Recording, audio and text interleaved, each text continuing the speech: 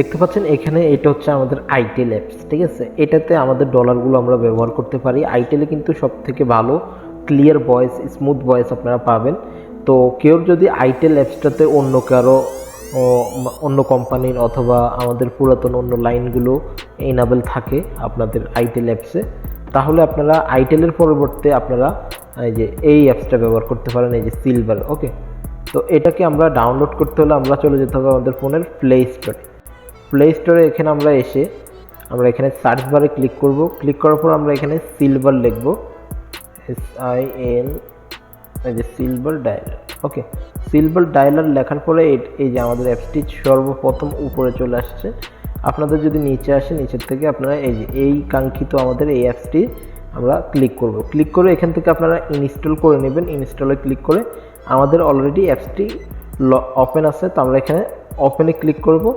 দেন এখানে আপনাদের যতগুলো পারমিশন চাইবে আপনারা সবগুলো কিন্তু ইনাবেল করে দিবেন, ঠিক আছে। যতগুলো পারমিশন চাইবে আপনারা ইনাবেল, অ্যালাউ, ওকে করে দিবেন। মানে যা চাইবে আপনি অ্যালাউ করে দিবেন, ওকে করে দিবেন, তাহলে আপনার কোনো প্রকার আর সমস্যা হবে না। ওকে, এখন আপনারা এখানে এই যে সেটিংস আইকনটাতে আপনারা ক্লিক করবেন। সেটিংস আইকনে ক্লিক করার পরে আপনাদের এই যে উপরে হচ্ছে অপারেটর কোডটা দিতে হবে।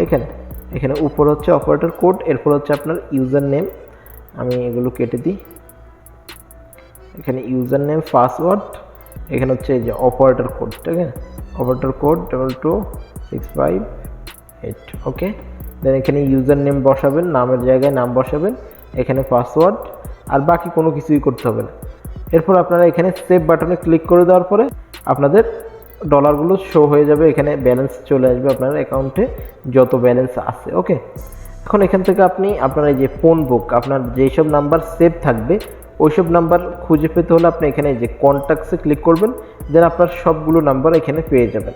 আর রিসেন্টলি আপনি যাদের নাম্বারে কল করেছেন তার জন্য আপনারা এই যে রিসেন্টলি এই আইকনটাতে ক্লিক করলে আপনার পূর্বে যেসব নাম্বার আপনি কল করেছেন ওই নাম্বারগুলো পেয়ে যাবেন। ওকে, এভাবে খুব সহজে আপনারা এই সিলভার ডায়ালারটি ব্যবহার করতে পারেন আইটেলের পরিবর্তে। অথবা আপনারা যদি আইটেল যদি আপনার ফোনে না থাকে অথবা না সাপোর্ট করে, আপনারা এটি ব্যবহার করতে পারেন। অন্যথায় আপনারা আইটেল ব্যবহার করতে পারেন।